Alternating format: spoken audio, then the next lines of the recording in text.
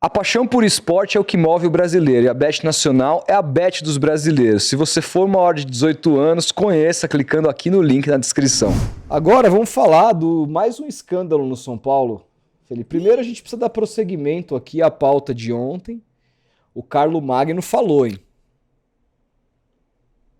Vamos ver aqui que o superintendente que foi citado no áudio envolvendo Mara Casares, envolvendo o Douglas Schwartzman e a famosa Adriana. Ele foi citado e vamos ver o que ele falou aqui. Carlo Magno disse que proibiu sessão de camarote no São Paulo após o show da Shakira e nega ter recebido dinheiro. Matéria do Bruno Gilfrida, que para mim trouxe a matéria do ano, Marcelo Braga e João Pedro Brandão. Márcio Carlo Magno, superintendente-geral do São Paulo, recebeu a reportagem do GE numa sala do Morumbis na tarde de segunda-feira ao lado de 2 advogados do departamento jurídico do clube e de 2 profissionais da equipe de comunicação. O papo aconteceu cerca de 12 horas depois da publicação da reportagem que expôs o caso do camarote. O áudio, que cita que o dirigente em 2 momentos revela esquema de diretores do São Paulo para a venda ilegal de um espaço no interior na apresentação da cantora Shakira. Meu sentimento é de revolta e tristeza, basicamente isso. Meu sentimento é esse hoje. Vamos ouvir aqui o que ele falou? 6 minutinhos só. Vamos aí. A gente publicou uma reportagem no GE que contém um áudio de uma ligação muito longa em que seu nome é citado. É uma gravação longa, mas as 2 vezes em que o seu nome foi citado, são as 2 vezes que já são de conhecimento público. Uma delas fala-se que você cedeu um camarote que foi comercializado, segundo os próprios envolvidos na ligação, clandestinamente depois. Você teria cedido esse camarote para a Mara. E o outro momento é quando eles dizem que você está pressionando para saber o desfecho de um processo que está correndo na justiça, é público. Eu queria saber qual a tua versão sobre isso, se você de fato cedeu esse camarote para a Mara, sabendo que ela ia comercializar e repassar esse camarote com fins comerciais depois. Tá, Obrigado, a gente fez a cessão do camarote para a diretoria feminina. Tá? Esse é o primeiro ponto. O áudio é um áudio extremamente ruim para a instituição. A gente também teve conhecimento do áudio através da reportagem, né? E aí a gente precisava entender um pouco o ocorrido, né? A gente fez a sessão para a diretoria feminina, e a diretoria feminina tinha parceria com uma das pessoas envolvidas para desenvolver projetos na área social. Então, esse camarote, primeiro, não é de uso clandestino. Ele não tem nada de clandestinidade aqui no São Paulo. Muito pelo contrário, é um camarote que já foi usado pela família do cantor do Coldplay, já foi usado para tirar fotos do Bonovox em outras situações. Ele, às vezes, é utilizado para hospitalidade, porque é um camarote que, algumas vezes, não tem valor econômico, porque ele não tem visão. Então, o que ocorre quando há comercialização dos camarotes aqui no São Paulo? São camarotes que têm visão e camarotes que não têm visão. E a gente utiliza os camarotes assim, para fazer recursos, porque a gente pode vender, a uso institucional ou com parcerias, através de permutas. Porque a gente tem inúmeras permutas para baratear o nosso custo. Então, a gente tem 3 vertentes de negociação. Nesse caso específico, a diretoria de marketing tem um mapeamento de todo o estádio. E como esse camarote não tinha visão, a gente foi acompanhando e quando houve a solicitação da diretoria feminina, nós designamos esse local para que eles fizessem a hospitalidade através da empresa, que é uma das partes no processo. É basicamente isso. A gente chegou a ter ciência que houve comercialização no dia do show, que um grande player do mercado havia comprado de uma outra agência, e aí foi o momento que nós começamos a investigar e começamos a olhar. A primeira decisão depois do show foi assim, o uso está restrito do gabinete, do camarote 3A. Então assim, o primeiro ponto, a gente cessou que tivesse de novo qualquer atividade lá nesse camarote. E por que as pessoas não foram responsabilizadas então, senhor Carlo Magno?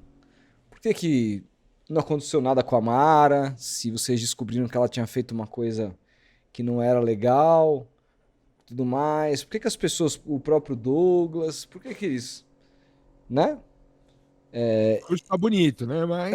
Então, assim... Tá? E aí a gente começou ao quê? A gente começou a prestar atenção no que estava desenrolando em relação às duas empresas que elas estavam discutindo, tá? Chegou no momento, no meio do ano, que acho que uma das partes entrou com processo contra a outra, e aí a gente começou a observar qual era o desenrolar desse processo. Como minha obrigação, eu preciso zelar pela instituição e preciso entender o que tinha no processo para isso. O uso do meu nome em relação às ligações é indevido. Assim, eles usam meu nome de forma indevida. Esse é um ponto principal. O segundo ponto, talvez, eu tiraram não sei do cu seu nome. Quem estava na ligação precisa explicar. Utilizaram meu nome como ferramenta de pressão. Como acontece diariamente aqui no São Paulo em alguns casos. Muita gente usa o meu nome com diretor ou com gerente. Olha, o Márcio falou, o Márcio não falou.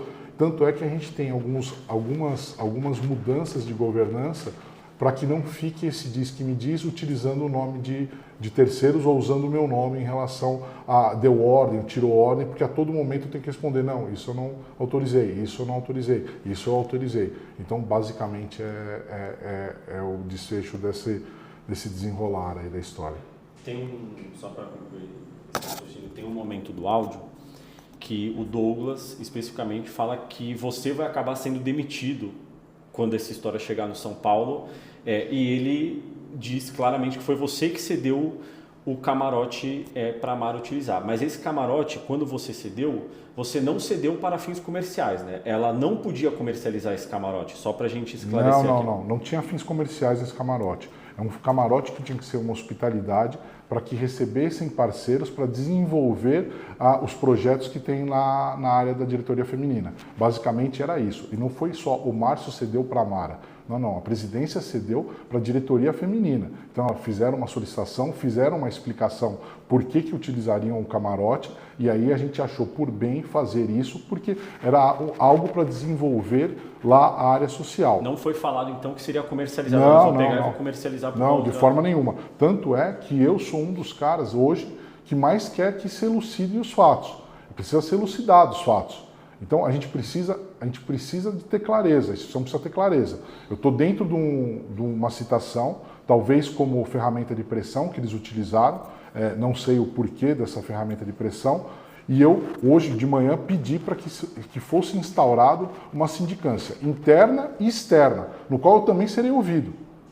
Porque a externa ela precisa ser independente, a interna a gente vai fazer internamente todo o processo. Tanto que a diretoria feminina cede para a empresa fez o trâmite de pagamento dos ingressos com a operadora. Então, assim, quando eles falam camarote clandestino, ingresso, foi tudo feito de forma regular aqui dentro.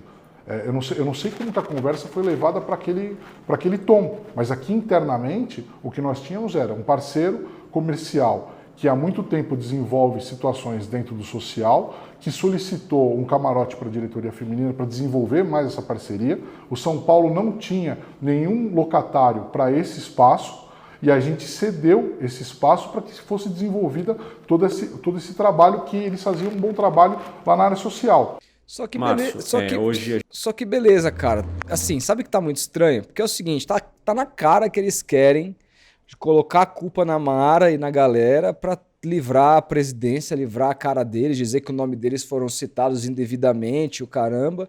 Mas assim, com todo respeito, se então vocês não deram mais o camarote para essas pessoas depois que descobriram que ele foi comercializado, por que vocês não fizeram nada com relação aos funcionários que fizeram uma coisa ilegal dentro do São Paulo? Por que essas pessoas estavam lá até hoje?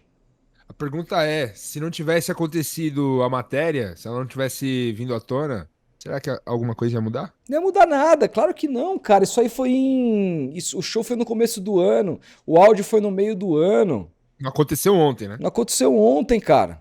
Essa é a pergunta. Não aconteceu ontem, não aconteceu nada no clube, entendeu? E assim, a gente vai acreditar nisso aí, desculpa, cara, tem trouxa pra tudo. Claramente o Carlomagno me parece estar tirando dele da reta e colocando no Damara. É isso que aparenta, cara. Pô, não tem nada a Olha, não ver, sabia de citaram nada, citaram o meu nome citaram porque eu meu sou nome aqui chefe. porque eu sou tipo, sou chefe, sou diretor, usaram aqui, tá bom. Como pressão, etc, É. etc, etc. E aí o cara fala que, pô, meio que não era para comercialização, mas ele sabia do processo, então se ele sabia do processo, ele sabia que foi comercializado, deixou de ceder o camarote, mas não fez nada com quem cometeu o que tinha que cometer ali, entendeu? Mano, deixou, botou panos quentes, sabe? Então, desculpa, meu. Desculpa. Eu acho que tem que rolar uma investigação bastante profunda, com base no que foi esse áudio, com base nas testemunhas, com base, sabe? E nitidamente está rolando aqui um plano de defesa para tentar culpabilizar as partes mais fracas no elo e tentar, de alguma maneira também, Felipe, fazer com que as pessoas daqui 1 mês, 2 esqueçam essa história e que de repente essas pessoas possam até voltar pro clube, entendeu? Rodolfo, o negócio aconteceu, como eu falei, o negócio aconteceu em fevereiro, velho. O Carlomagno assume que sabia. Porra, e abriu uma sindicância agora, que veio à tona a matéria pro Brasil inteiro, porque tá sob pressão. Ah, cara, desculpa. No mínimo a gente tem que duvidar, cara. No mínimo. Tá muito estranha essa história, cara. É, Muito estranha. muito Muito estranho. estranha. Cara, eu falei ontem no Fala Rival e repito aqui. Tinha que cair, o Júlio Casares tinha que cair ontem, já era pra ele ter caído. Já era pra ter caído, era pra torcida estar na porta do Morumbi aqui, ó. Na porta do Morumbi aqui. Criticando, batendo bumbo, pedindo a saída. Pressão, irmão, pressão popular. As coisas nesse país funcionam sob pressão popular. O poder o clube é da torcida, o São Paulo é do torcedor, é do São Paulino. Ele tem que ir lá na porta do CT, ele tem que pressionar. Não adianta ficar na rede social. É um caso grave, velho. Pô, o Corinthians ano passado, sem querer comparar, mas comparando. O Corinthians ano passado tava sofrendo lá com o Augusto Melo, etc e tal. Irmão, a torcida foi lá pra frente do Parque São Jorge, derrubou portão, agiu, pressionou. O cara caiu, foi empichado. Foi empichado.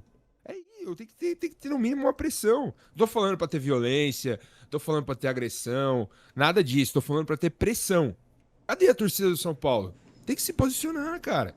Tem que pressionar, não dá pra admitir um negócio desse, cara. Se fosse no meu time, mano, estaria louco da vida, assim, cara. Não é possível, cara. Não é possível. É o nome do São Paulo que tá nos noticiários, cara. Sem dúvida, cara. Essas pessoas vão passar, o São Paulo vai ficar. Esse é o ponto.